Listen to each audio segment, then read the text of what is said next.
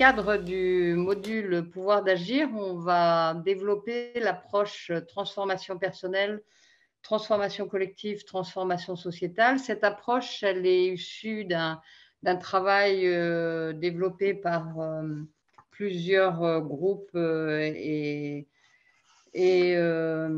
mouvements qui réfléchissent à comment impulser la transition sur les territoires et plus globalement de notre société à partir du lien personnel, collectif et sociétal.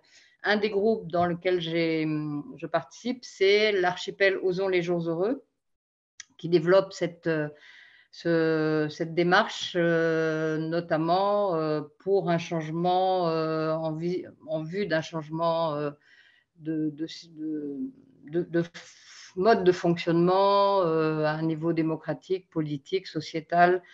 Et voilà, donc cette approche, elle favorise l'articulation de ces trois niveaux avec le principe de base que la transition ne peut pas se faire sans un travail personnel. Voilà. Donc la première question qui se pose, c'est d'abord quelle vision sociétale on a et quelle vision de transformation sociétale on souhaite développer, et à partir de là, se situer sur ces trois niveaux. Donc d'abord la transformation personnelle, c'est-à-dire qu'est-ce qui va me faire agir sur ces enjeux de transition. Donc, dans les enjeux de transition, on peut évoquer les questions environnementaux, les questions de santé, les questions de l'agriculture, les questions de l'alimentation, de l'éducation, de la pauvreté, et bien d'autres encore.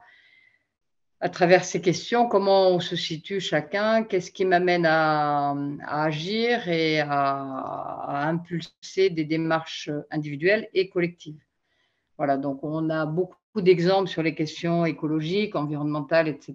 Mais sur les autres questions aussi, comment on agit, par exemple, sur sa propre alimentation, sur son contexte social, sur son rapport à l'exclusion, à la pauvreté, etc.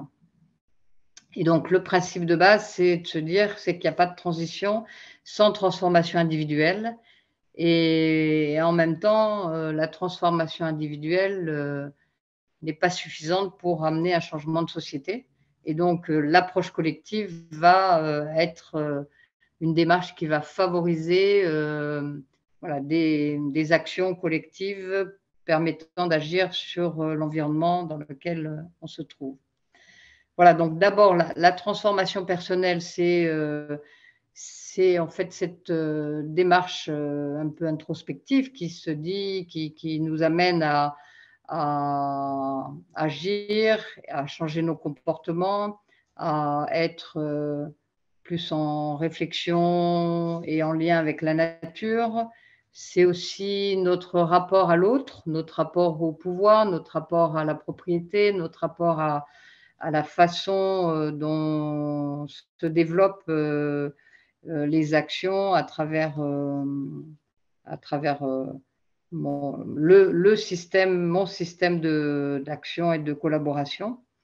Et donc, c'est aussi ce qui amène à interagir avec l'autre et à prendre conscience de la façon dont on interagit avec l'autre et avec son environnement.